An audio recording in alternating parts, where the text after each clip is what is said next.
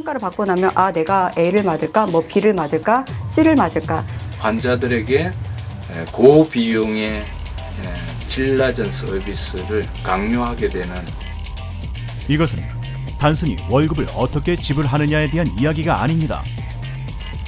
직원들을 다스리기 위한 악법이다. 의료가 국민 건강을 지키는 수단이 되어줘야 할까요? 아니면 돈을 버는 수단이 되어줘야 할까요? 이것은 우리 국민 건강을 위협하는 모두의 이야기. 바로 성과 연봉제입니다. 1978년 그리고 1989년 미국은 성과 연봉제를 도입하기 위해 의회에 법안을 제출합니다. 그리고 이 성과 연봉제를 시행하기 이릅니다.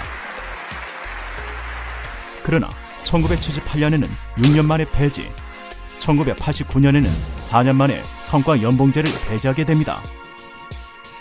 그리고 세월은 지나 2016년 대한민국 공정인사 지침을 마련하였습니다. 금년 들어 대내외 경제 여건 악화로 신규 채용 여력이 급격히 둔화되고 정부는 2010년부터 2급 이상 간부직에만 적용하던 공공기관 성과 연봉제를 올해부터 전체의 70%인 4급 이상 직원으로까지 확대하기로 했습니다. 미국 역시 40여 년 전에 실패한 성과 연봉제를 우리나라 노동시장에 도입하려고 합니다. 성과 중심의 연봉 제도는 과연 무엇이 문제였을까요? 개별적으로 이제 성과를 측정한다 그러는데 이 개별 성과라고 하는 게 상당히 애로가 많아요. 그러니까 과연 내가 낸 성과나 업적이 나만의 독자적인 업적이나 성과로 평가될 수 있는가 하는 문제와 더불어서 양적으로 계량화하기 어려운 부분들도 있거든요. 대체로 양적으로 측정하는 것은 시간당 몇 명에게 서비스를 했느냐 또는 일주일에 얼마 정도의 매출액을 올렸느냐 이런 식으로 이제 측정을 하니까 그 속에는 진정으로 이 공공 서비스, 뭐 민간 서비스도 마찬가지겠지만 제대로 손님들을 위해서 필요한 사람들을 위한 서비스를 제대로 하는가 이거 측정하기가 어려운 점이에요.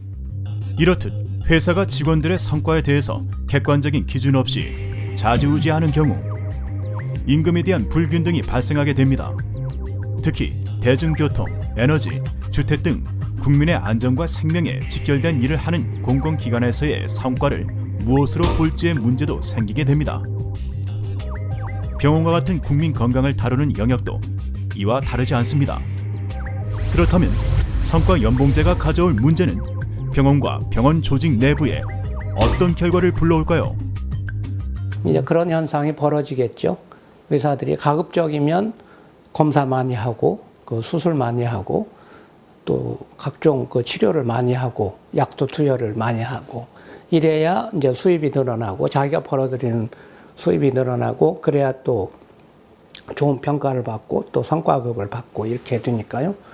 그렇게 하면 자동적으로 이제 검사실이나 영상의학과나 이런 데서의 그 양이 늘어나게 되니까 이제 거기에 또 종속적으로 그 가지가지 그 이제 과잉 진료 현상이 이제 벌어지겠죠.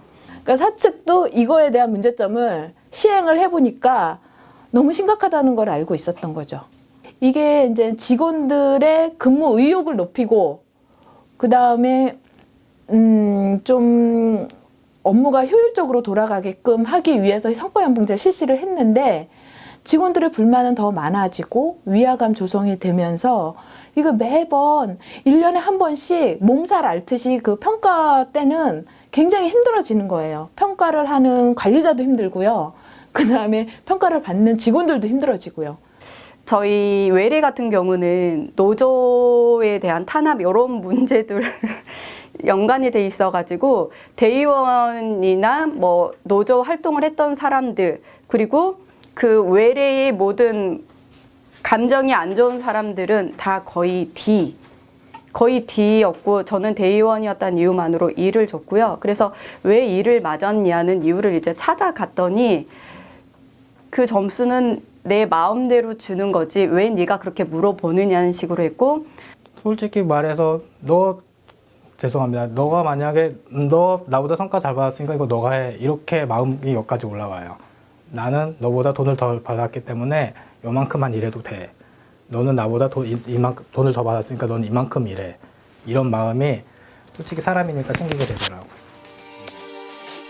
정리해보자면 성과 연봉제는 첫째로 평가의 객관성의 모함과 어려움, 두 번째로 조직 내에서의 불화를 야기하고 성과 중심의 진료를 행하게 만들게 되고 마지막으로 앞선 이유들로 인해 성과에 매몰되어 병원 조직원들의 과잉 진료를 낳게 됩니다. 문제점이 너무나도 많아 보이는 성과 연봉제. 그렇다면 성과 연봉제 도입의 이면에는 무슨 의도가 숨어 있는 걸까요?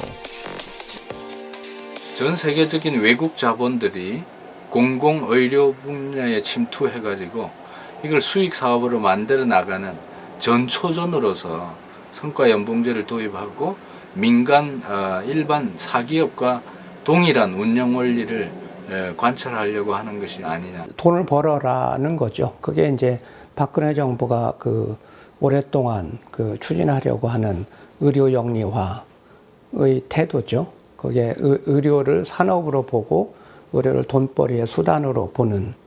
아무리 뭐 지금 경제 활성화다 뭐 이렇게 얘기가 나와도 나라에서 그리고 지킬 거는 지켜줘야 된다고 생각해요. 그거를 뭐 이제 성과랑 연결시켜 가지고 이렇게 연봉제를 시행한다. 이거는 도저히 말도 안 된다고 생각하는 바이고, 이거는 뭐 단지 그냥 보건의료 병원 종사자, 보건의료 노동자 이런 걸 떠나서 전 국민이 나서서 막아야 된다고 생각하는 바입니다.